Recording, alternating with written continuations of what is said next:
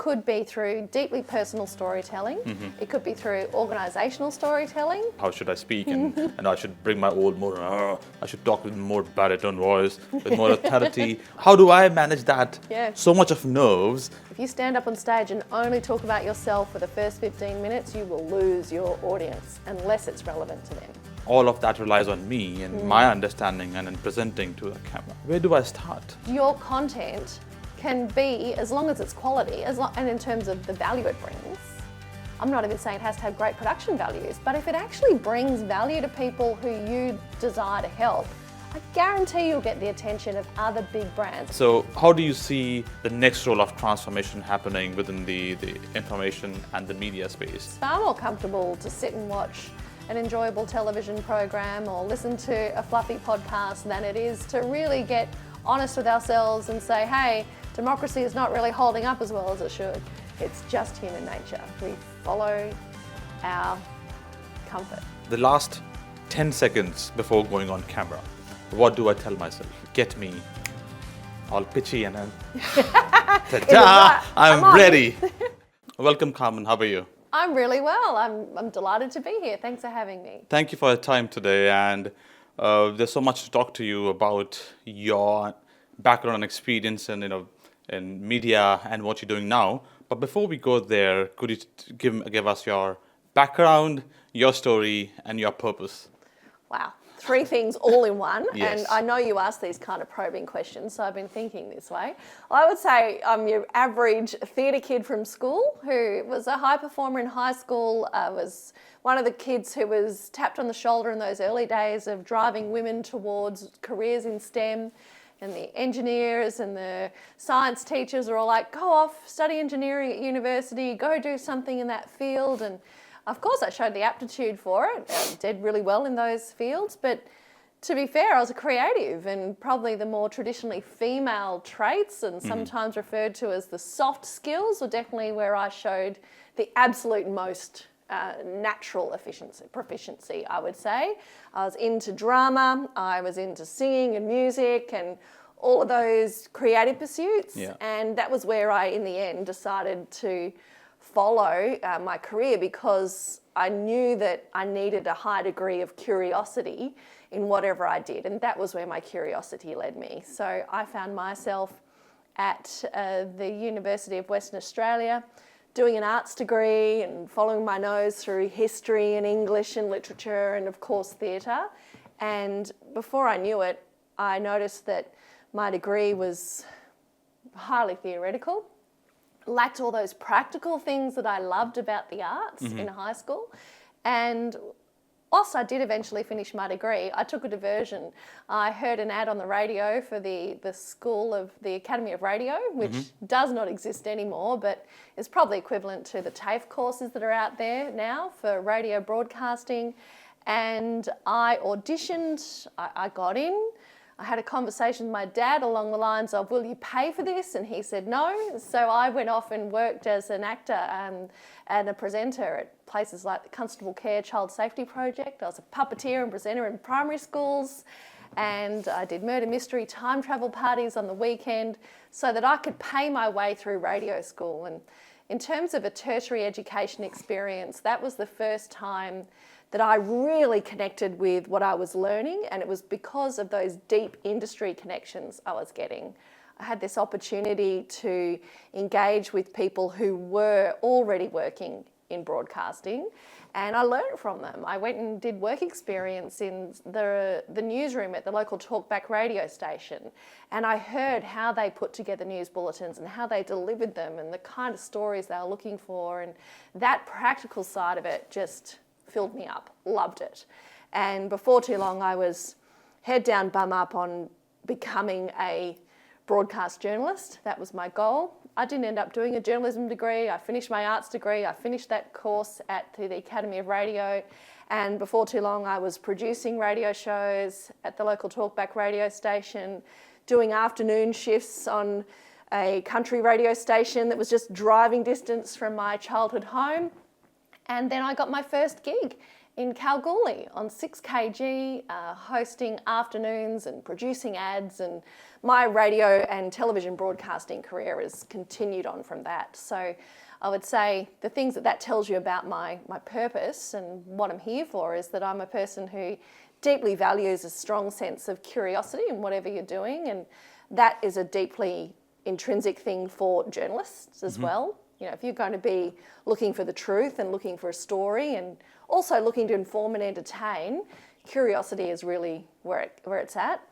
The thing that it didn't foster in me, that particular career, and I wish it did, and I've only addressed this more in recent years, is a sense of kindness, and that's my latest attempt in terms of finding value and purpose in what I do, is to show kindness to myself and others. And I know that that's deeply important to me, and I'm very, very kind and put kindness first for other people, but I've over the years observed that as a broadcaster and in that media space, it was not a place that fostered a lot of kindness for myself, or self-kindness or self-compassion. That's the later part of my work and my career journey that's only just getting started, and yeah, the irony of having been drawn to these very public jobs and public careers as a person who didn't have a lot of self-confidence is not lost on me, and it often surprises people, but it's the truth. Wow. Can I commend you on the kindness part when you supported us with the International Women's Day event and supporting us? So thank you for your kindness there. No, my pleasure. It was easy to show some kindness, and I could see the intention, the truth and the kind intention behind it for sure. Thank you. Picking up from you there, when you use the word curiosity, to start with, how did you build that curiosity growing up as a young girl? And how do you maintain the sense of curiosity and running behind and being curious at all times, or being curious at most of the times? Yeah, I think you have to go with what's natural at first. You can't force curiosity. Think about, I have an adult stepchild now. He's nearly 23 years old, and I've been in his life for the last 15 years. And any of us who raise children will know that you can't just force a child to be curious in something they don't have a genuine interest in. We almost need to use a little bit of clever manipulation in the way that we tell them about things to spark that curiosity. And I think that was the same with me. At first it was quite selfish. There were things that I wanted out of my broadcasting career. And so I sought to follow that curiosity, I suppose. It was only once I was in there through abject failures that I learned that I needed to extend my curiosity pool. I needed to be interested in more things than just the things that affect a white girl with a relatively privileged upbringing in Western Australia. I needed to develop a deeper sense of curiosity about the things that make the world tick, and I learned on the fly. I made a lot of mistakes out there in the bush doing country radio and managing radio stations, stepping into leadership roles well before I would have been ready, but that's what being out in the bush learning does for you as a broadcaster. You learn and you hang out alongside the leaders of your organisation really quickly because there's so few people around to do the jobs. So that probably is a long way of saying by accident. I stoked that curiosity by accident and out of necessity.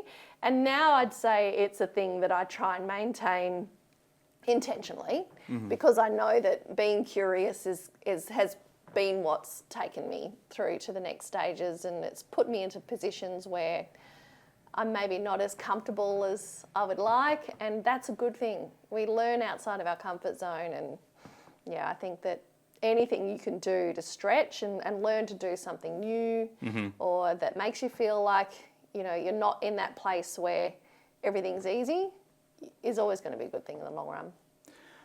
In all spheres of life, including professional careers, is your observation that, as you stop curiosity towards your work, you stop growing?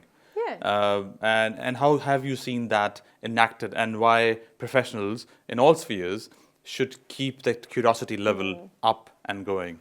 Well, look at the media. This is where I like to play, and we all engage with the media in some way, shape, or form. I'll give you a really good example. I recall being, presenting a breakfast radio show in a capital city and here in Perth. And, this is about 14 years ago, I suppose, and saying to my boss, we should be doing something in the podcasting sphere, don't you think? Look at these podcasts. Wow, what a novel concept. They're starting to happen. Have you noticed? Don't you think we should podcast the show? And the feeling from management back then was very much anti-curiosity. It was, well, not until we know it's going to be a thing. Mm-hmm. And I'd say on the flip side, the curious mind, and maybe this would have been better for broadcasting, traditional broadcasting long term, the curious mind would have said, yeah, it is a bit of a thing, isn't it? I wonder if we could start to look at that. Mm-hmm. And I think that big organisations get a little too fearful of change and a little too safe with their thinking, and they don't try new things. They're not the early adopters, and that can be to their detriment sometimes. How we decide when to adopt early and when not to, I don't know. I don't know what the answer to that is. Mm-hmm. But if you've got people who are willing, through a small amount of investment and time, to go off and try something in a new space, I think you should be leaning toward that. Look for those curious people in your organisation, the ones who do have their eyes open and they are looking for that next big thing. They're the entrepreneurs within your organisation, aren't they? Yeah. And that, they're the employed entrepreneurs. And they are people you should be going, hey, do you like the look of that? Let's send you to a conference about that. All too often we send the top brass to the conferences and give them all this extra investment, and they're not doing anything with it because they just don't have the time. Mm-hmm. If you go find that person who's on their way up and they've sort of showed that spark of curiosity and interest, why wouldn't you just let them go with that for a while and see whether that will future-proof your organisation? And very rightly said, and that creates the second tier management, which will fill the roles and also relaxes the upper management to do the things which are critical for them then and now, rather than focusing on probably more creative projects. Yeah. Very, very good feedback. Thank you for that. In terms of post broadcasting, so you have evolved and morphed into not a new person, but the same person, but into a new career. How has that been led from what you were doing? So how was that outcome happened? Well, through some ownership changes and changes of the direction of the radio station I was working at the time, I lost my job in 2017.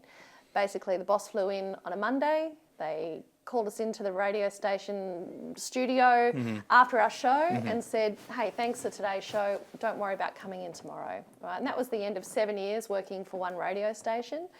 And I saw it coming. Don't worry, it wasn't a shock. There was a lot of writing on the wall, like I said, ownership and changes of direction with the music platform and the nature of the music they were playing on the radio station. So I had a lot of signals that it was on its way, and I would have classified myself as the entrepreneur within the radio station who was already looking around. And that gave me the opportunity to start to go, okay, what's broadcasting and what's media going to look like in the next few years? And that was when I had this seed of an idea, after teaching a chiropractor how to speak on camera, to make videos to grow his business, that maybe I could do the same thing for other small business owners, to give them the skills of just not being boring, the skills of being informative, and skills of educating audiences, to grow their business, to have a very practical outcome of bringing people to their business. And I knew it worked for the chiropractor. He had tons of video content educating people about chiropractic on the internet. It was bringing people into his clinic every day, and I knew that because he was my husband, right? So it was a thing that I could see would work, and I just had always thought, yeah, that's probably about what I will do at some stage. I couldn't quite understand that it needed to be a confidence on camera coaching program yet. That came later when I engaged a coach during the pandemic. And it also came later when I didn't have all that other work I was doing to fall back on. So when the pandemic hit, I was hosting and getting most of my income from corporate MC work. I was still doing a little bit of broadcasting. I had taken up a job as a weekend breakfast presenter on local talkback radio station, and I loved it because it was so news focused, and it gave me a chance to really explore a whole other side of broadcasting that I hadn't done to that point. But everything changed. I was broadcasting out of my lounge room because I live with 3 chronic illnesses, and we didn't know whether COVID was really going to severely affect my health. That in itself was a big step because I'd been sacked once by a radio station, and I had this feelings of not being good enough and not being worthwhile or not being considered valuable by the organisation. So for me to put my hand up and say to my boss, listen, I need extra attention, I need something different, that to me was the most difficult conversation. To call my boss and say, listen, you're going to need to set me up. Can you? I didn't say you're going to. I said, can you? Would you set up a home studio for me? You know, that was tough. I just thought they'd say no and sack me on the spot. I was a casual. I had nothing to really fall back on. But sure enough, yeah, they did. They gave me the home studio. I lost all of my work, presenting in person on stages as an MC. And I had, whilst a really shocking sudden drop in income, I had time. And then we got government support and I was able to engage a coach who said, Carmen, you've got so much value to bring to not just the business community. Let's widen that out. Let's talk about organisations who are navigating this new business environment, this new media environment. You know, it's continuously changing, and people who understand traditional media and the nature of new media are few and far between. And I had not seen it. It was just like this light bulb went off. And yeah, that's what is today better described as executive media coaching. I work with the leaders of the organisations, the up-and-coming leaders, the CEOs, the people who are continually being asked to front up and chat on a podcast or to sit on stage and talk about their organisation, not just on big stages, but on smaller stages now. You know, you don't have to be an organisation that's getting the attention of traditional media now to be in a position where you're going to be asked to speak about that organisation. And what goes through your head when that happens? Reputation. Yeah. You know, what am I going to do or say now that might actually bring the organisation into disrepute?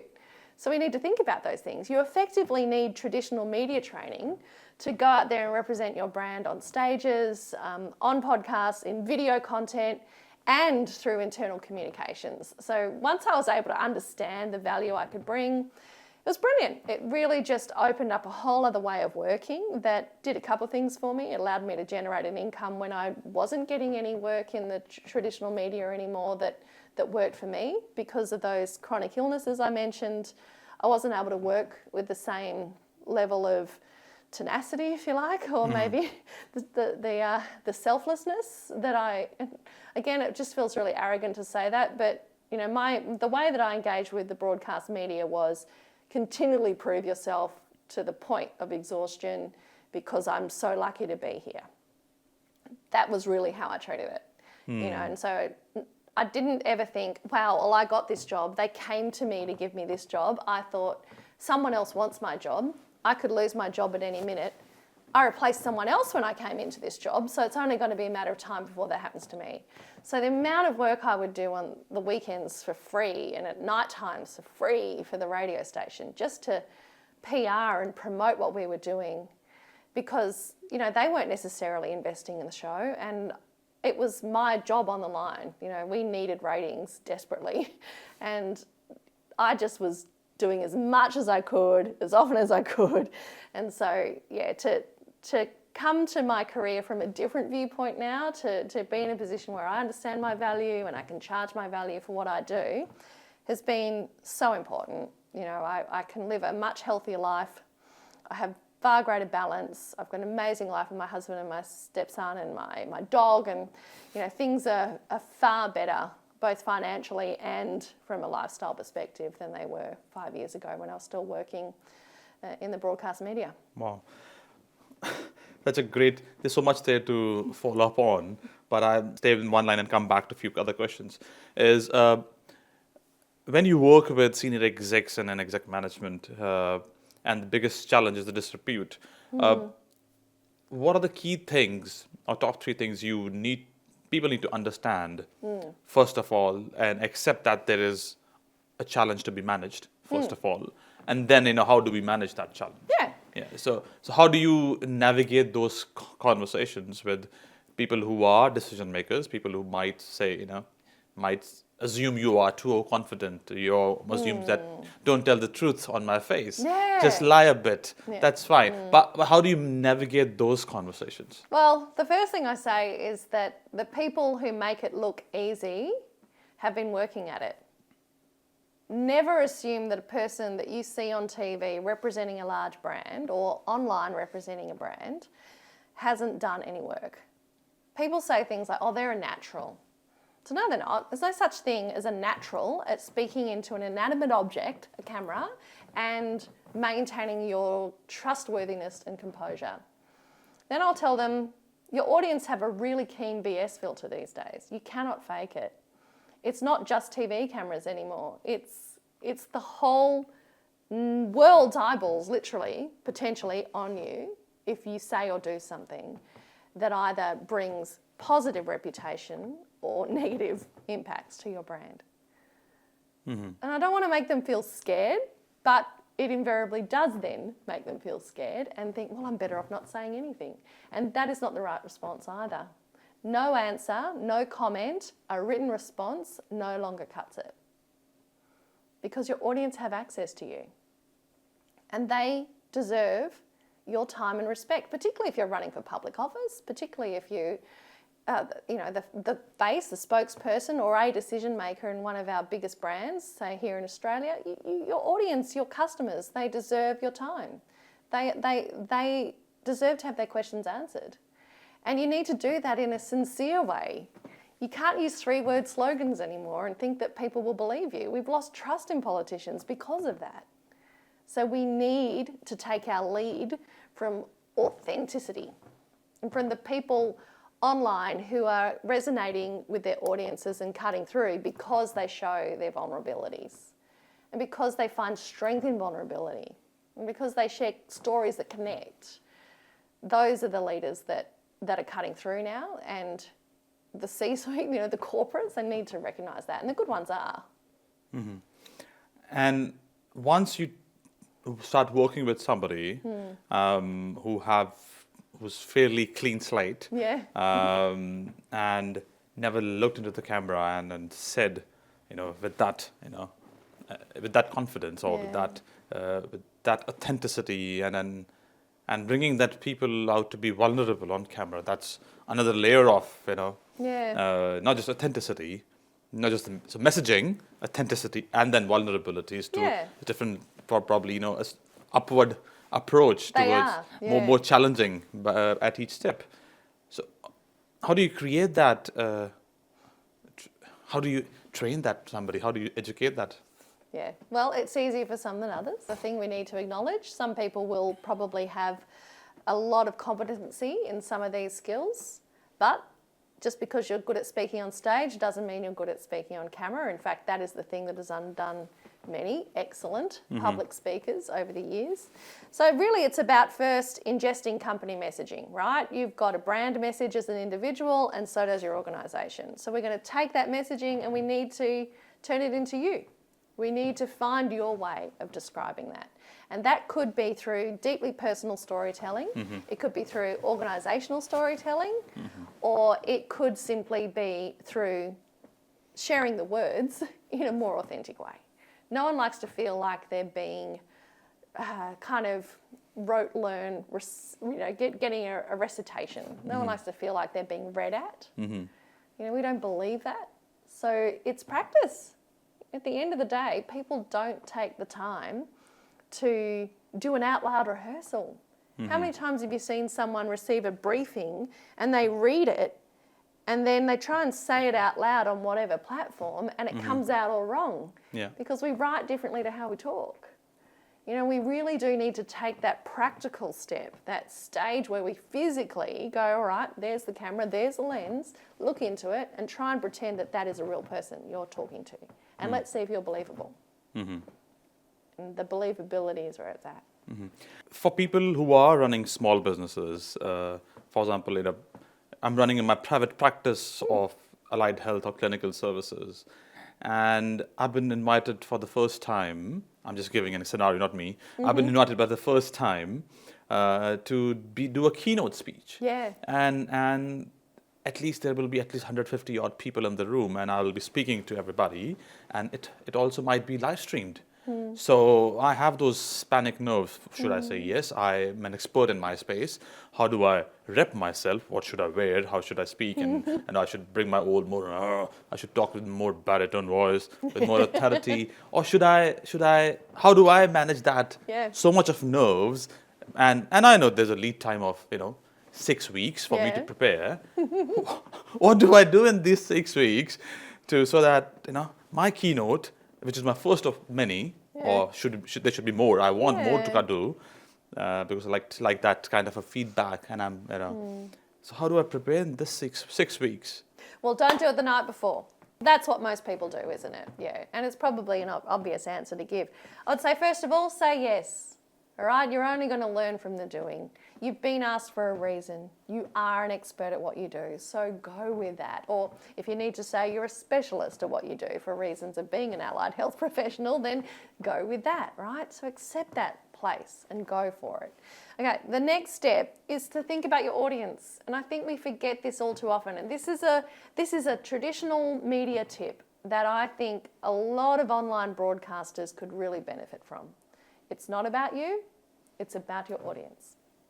And just because that audience is a streamed audience, and you might be thinking, oh, it's the whole world. It's not. It's still a targeted audience. The conference is a targeted audience. Are they other allied health professionals?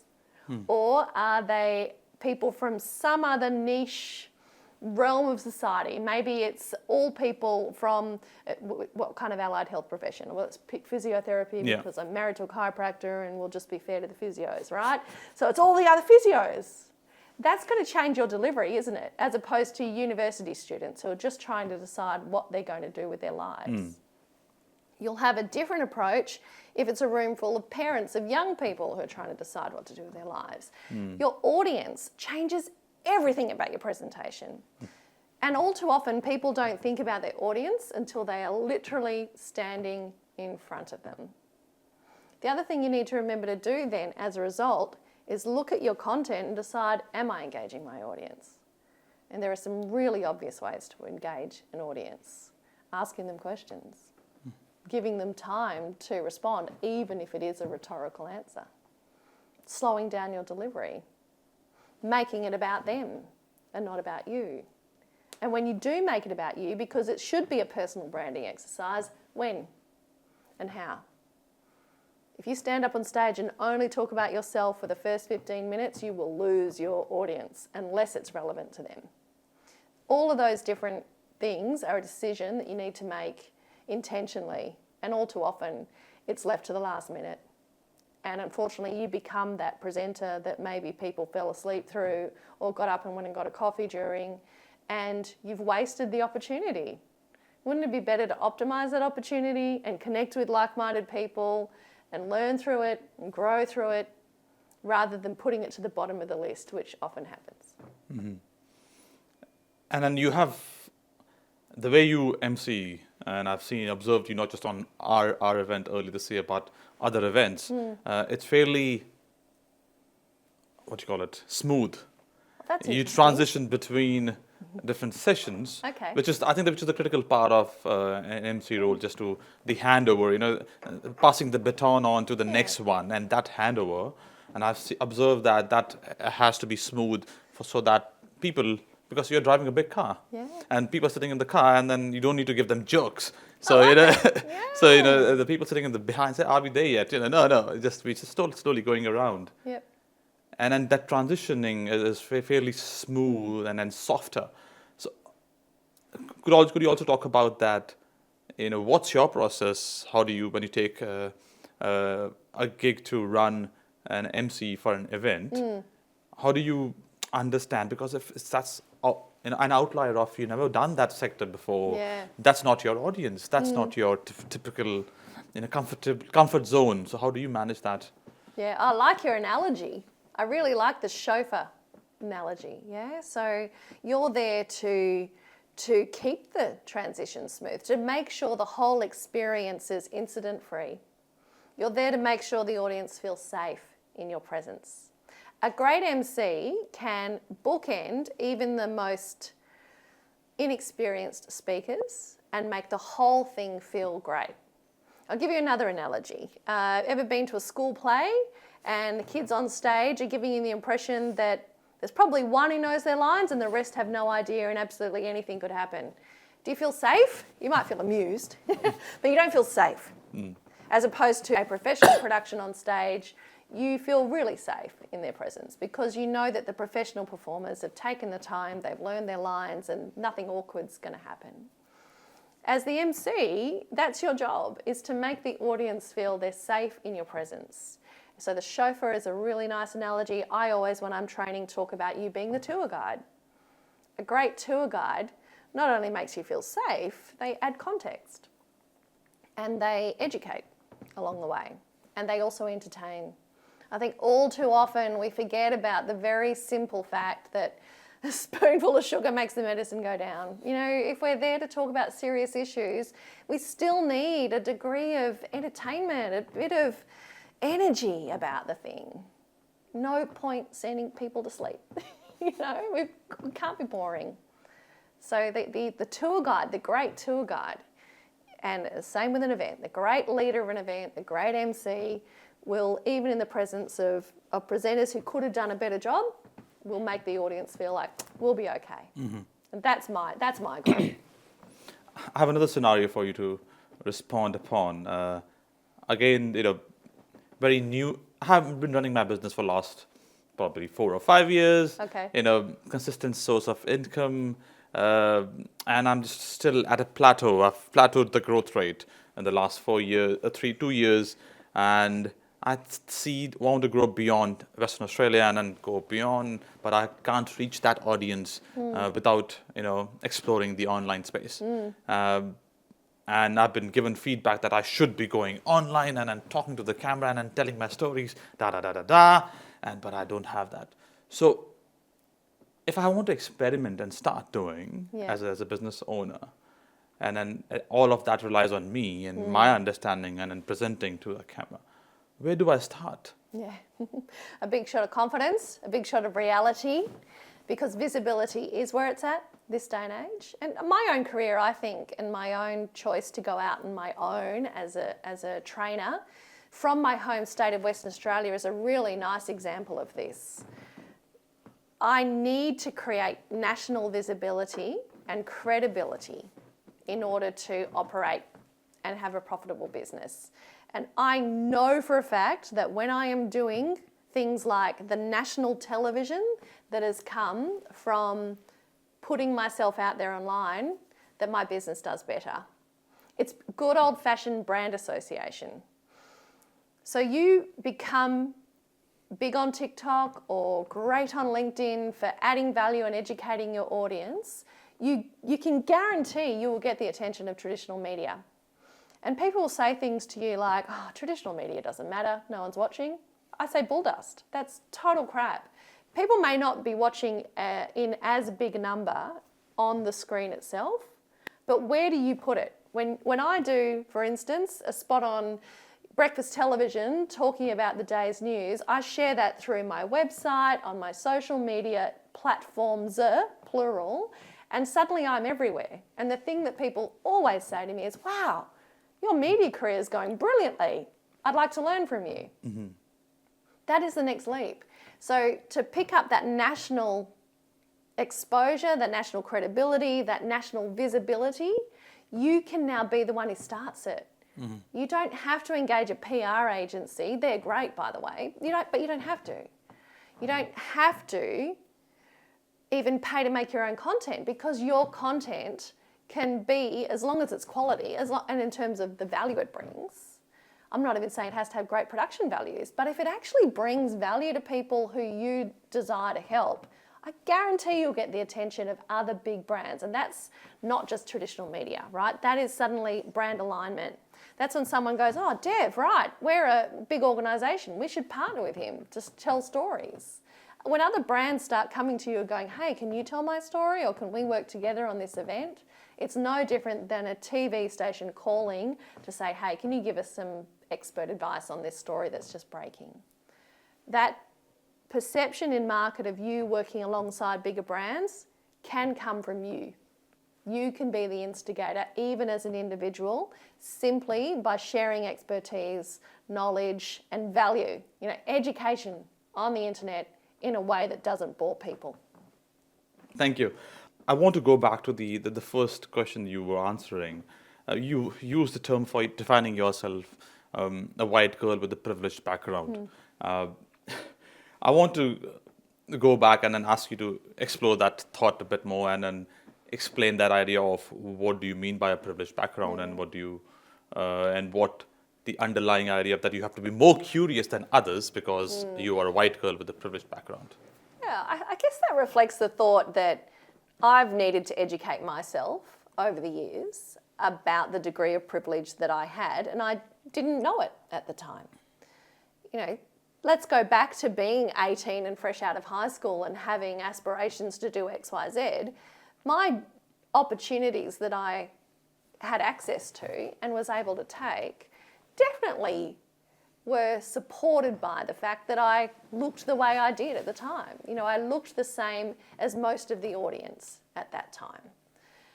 That's not lost on me now, but it probably was then. Probably then I would have said, I just worked harder than everybody else. But I would argue that back then there were probably people who worked as hard, if not harder than I did, and they would have missed out on the job simply because they looked different to me. So I see that now. And they would have missed out on the job simply because their upbringing was different to me.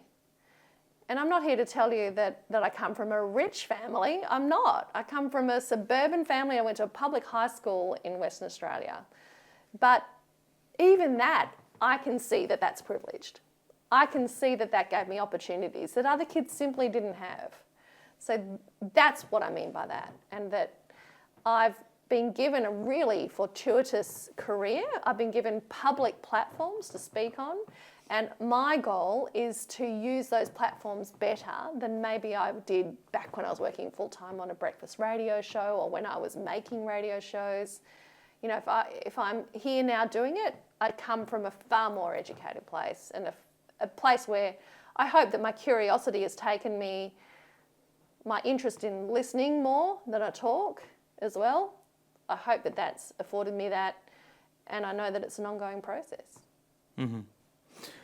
I was so glad when you are role modeling what you're asking other people to do when they are on camera. You said you should be authentic and vulnerable, and you talked fairly openly about your vulnerabilities, about job losses, and then about your situation, including your medical conditions. Yeah.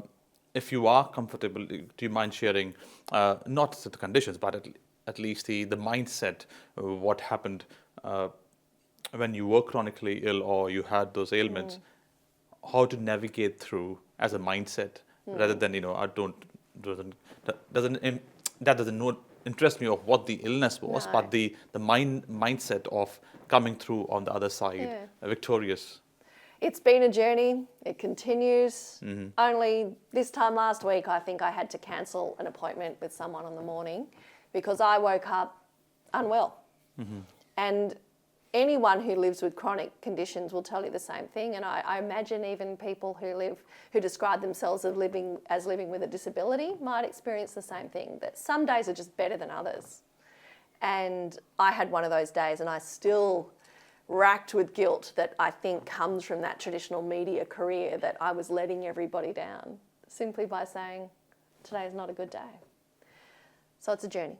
But the mindset shift for me has probably come from that place of kindness, in that I know for certain there's no way I would dream of telling a person who called me to say, Carmen, I know we lined up to do an interview today, but I can't be on your show. And I would know, and if they told me it was because they were not well, I would never say, oh, well, you've let us all down. You're never getting another opportunity with us again. Forget it. In fact, if I have your employment at stake, I will rip it up. I would never dream of doing that to another person. But it had largely come from my own lack of self-kindness. So that has been the change. The capacity to accept that through self-kindness, I'm going to be okay if I just put my hand up occasionally and say, listen, I'm not well. And that is the nature of any chronic illness. Whilst they're often very treatable, which I'm very lucky, my 3 chronic illnesses, whilst all of them being quite deadly, they're treatable. And a lot of people live with chronic illnesses that are far less treatable than mine, and they'll be sitting there with invisible symptoms, and they'll be just toughing it out day in, day out. So I see that I'm lucky. I see that I have the capacity to work, and I know it's a vulnerability that maybe people will look at me and think, well, we won't bring her into our organisation because she could flake at the last minute. But frankly, I don't want an organisation to engage me who would think that that was flaky. Mm-hmm. I'd rather work for an organisation. I'd rather see organisations be built, and I can see them happening like this, that are structured in a way that allows for people to have lives. To be normal. To be normal. And the more I talk about it, the more vulnerable I get with my sharing on this. And it doesn't have to be deep and detailed and crying into the camera. It doesn't have to be those things. But the more I do share, the more I'm hearing back from other people. Mm-hmm. You might be sitting there, and it is a loneliness-inducing thing. You might be sitting there thinking, how am I going to go back to work knowing that I've got this happening behind the scenes? How am I going to be my usual self?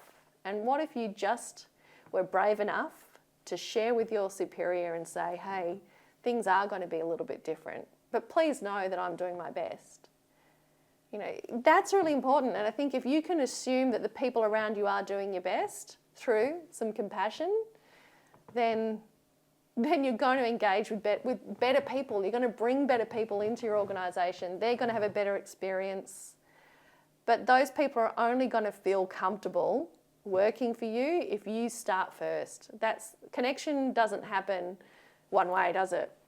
If you've got a boss who isn't giving you anything of themselves, then you're not going to be comfortable.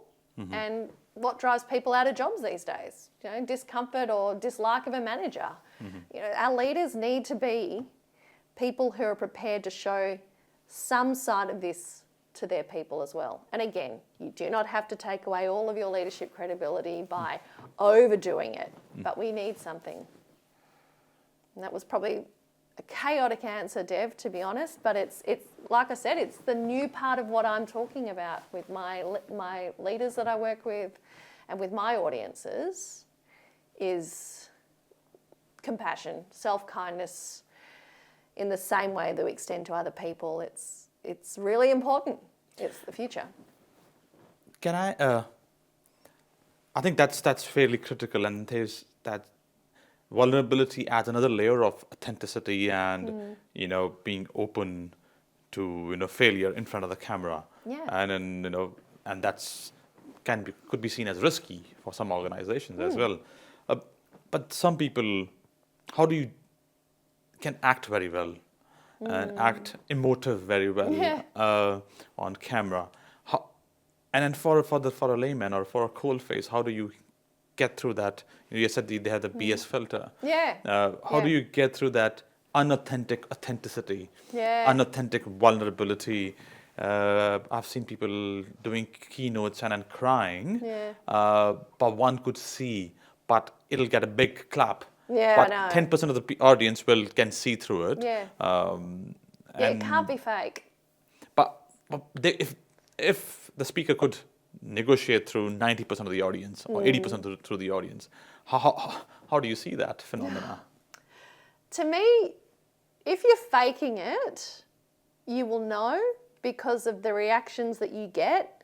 And when you're not faking it, you almost don't have to think about it. You're just doing it. And maybe the solution is, and this is exactly what I would tell my client, is you've just got to do it. And it's critical mass.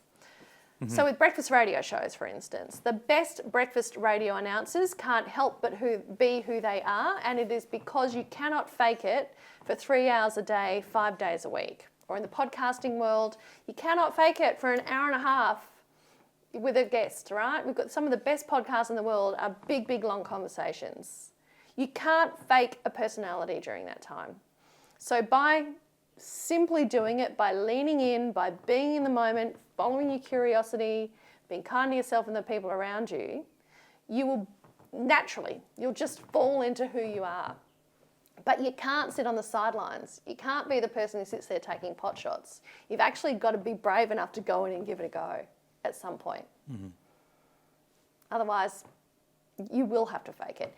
Another good example in WA, if you're listening in Western Australia, our Premier, Mark McGowan during the pandemic was extremely popular with West Australian audiences, maybe not with Australian audiences, because he shut down our West Australian border from the rest of the country and the world in order to keep us a COVID-free haven.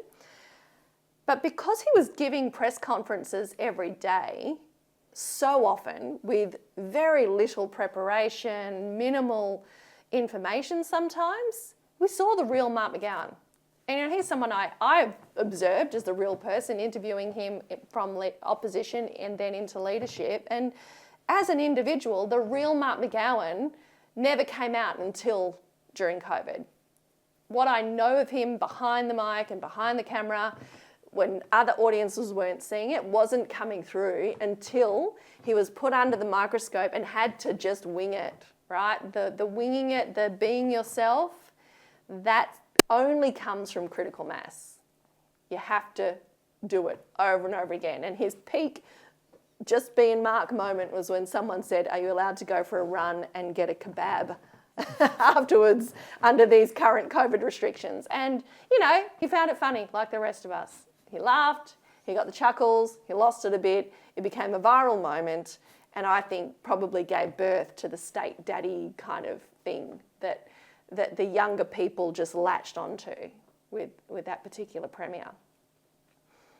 It only came from critical mass. Mm-hmm. You just got to get in there, roll your sleeves up, trust that your base knowledge and who you are is a good person, and that'll be okay. Honestly, if we believe you're doing your best, we'll forgive all manner of sins. It's the going to ground that we don't like. It's the evasive answers that we don't like. It's the don't ask me questions, I've got it covered. We don't like that. We don't like that from any form of leadership. Arrogance is abhorrent to us. You just can't do that stuff. Mm-hmm. Better to sit in a place of what some people might call risk, I would call vulnerability, and lean into it. Mm-hmm. I want you to see in your magic bowl and crystal bowl, and talk about what do you see the role of the new and upcoming media, which is independent journals doing their own content and then videos and then going on YouTube, and there is the old traditional form of media. Yeah. The new journals want to call the traditional media as legacy media. Yeah. So that's the term they use for traditional media. Mm-hmm. So how do you see the next role of transformation happening within the information and the media space, and specifically in journalism? Journalists are worried in their droves about where they're going to work in the future. And I say this as a person who's worked with a ton of journalists. I'm not a qualified, if you want, university qualified journalist. Instead, I'm an art student who did some broadcasting, right?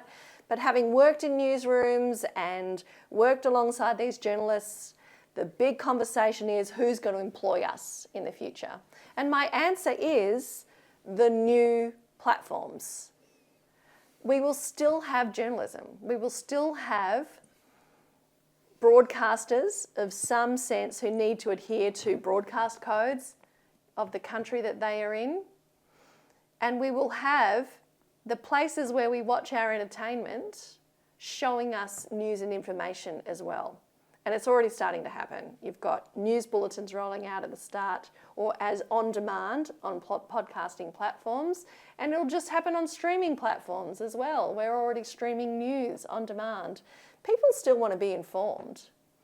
And that's the future, is that if you're a journalist, you can choose to either be the content maker yourself or go be employed by a content maker.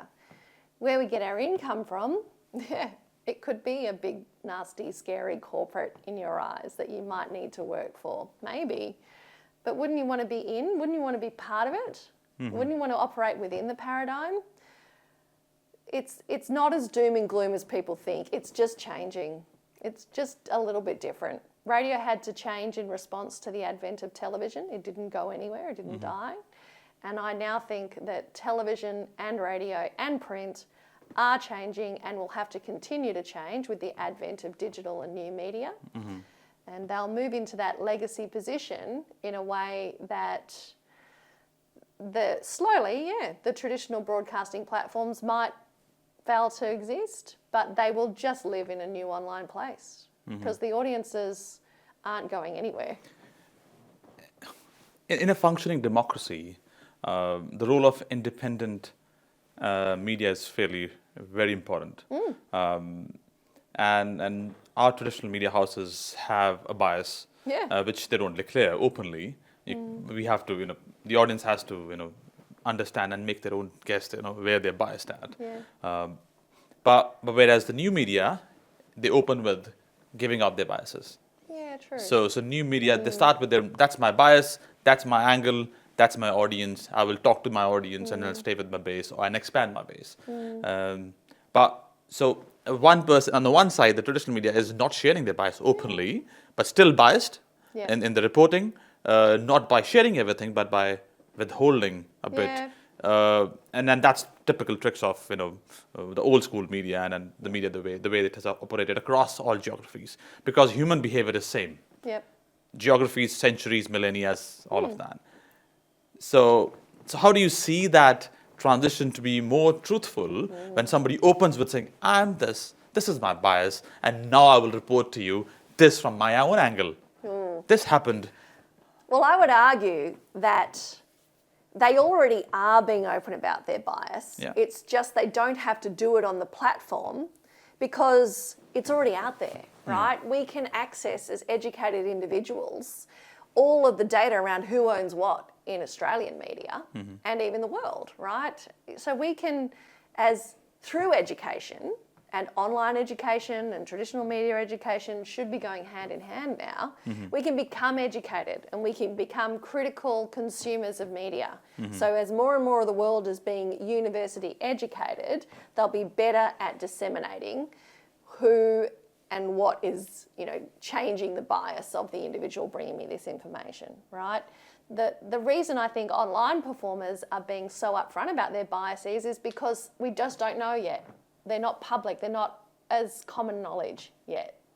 So you'll see, I reckon it'll just even out between the two of them as less and less people understand broadcast media. They will have to start being a lot more upfront in order to maintain the audiences that they have.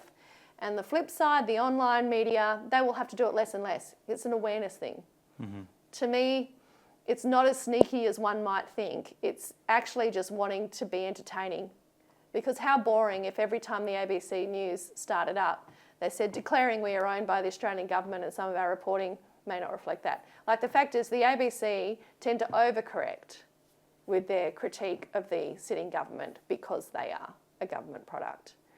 If you think about it, that's been their strategy over the years, has been to lean as far in the opposite direction of the government as possible so that we look like we're holding them to account, right? So, I think that it's only through entertainment reasons and audience share and audience generating reasons that the media has gone down what might be perceived as a deceptive route to conceal as bias. It's really just to get the eyeballs on them. And the online media are doing it for the same kind of reasons. Like, let me just find all the other right-wing people I can to follow me, be part of my community, build that, and gradually they will stop declaring their biases for sure. My concluding or more of a more overarching question for you is people who are the non-trusting Australians or people who have looked into things and gone through a rabbit hole across many other platforms, they might assume that, or they might say that very often the traditional media is there like the old school, the Coliseum, to keep the majority busy with what the magic hand is doing on the other side. The majority confused with, very saucy shows on telly, so that majority is confused with something which is irrelevant, but they are confused. But the magic hand is doing the magic at the back, and then putting the government in debt, or doing what the nasty things the kings would do. So how do you see that phenomena? Oh, look, it's as age as old as time, isn't it? It's distraction. Look at that shiny thing while XYZ happens over here. I refuse to buy into the conspiracy theory that it's as organised as people think it is. It's just human nature. Humans, by nature, would prefer to be comfortable and amused than they would interrogate something that might be a deep-rooted conspiracy that's, actually an uncomfortable truth. To quote Al Gore, at the end of the day, it's far more comfortable to sit and watch an enjoyable television program or listen to a fluffy podcast than it is to really get honest with ourselves and say, hey, democracy is not really holding up as well as it should. Maybe we should do something about that. So it's not intentional in terms of being designed to keep us quiet. There's no one person sitting there pulling all the puppet strings making that happen. I just refuse to believe that. It's just the nature of commerciality. And to think that public broadcasters aren't commercial is foolish. Of course they are. They have to spend the public dollar well and wisely and need to be seen to be doing so. If there was no one watching the public broadcaster, it would cease to exist. So we need it. It's really important. And you have to meet certain commercial realities. You have to bring audiences in. No different than great online performers. They're doing exactly the same thing. And they're not all driving a big conspiracy. It's just human nature. We follow our comfort. Lovely. My last question to you is, the last 10 seconds before going on camera, what do I tell myself? What is the self-talk should be there to get me all pitchy and then ta-da, I'm ready. What's the self-talk? I'm only talking to one person. Tell yourself that. Think about that one person. Like in marketing, give them a name, build an avatar, make them complex, and really think about that person as you speak into the camera. Share something that's going to inform, educate, or entertain them, and move on. Lovely. Thank you. Pleasure. Thanks for having me, Deb. Thanks a lot.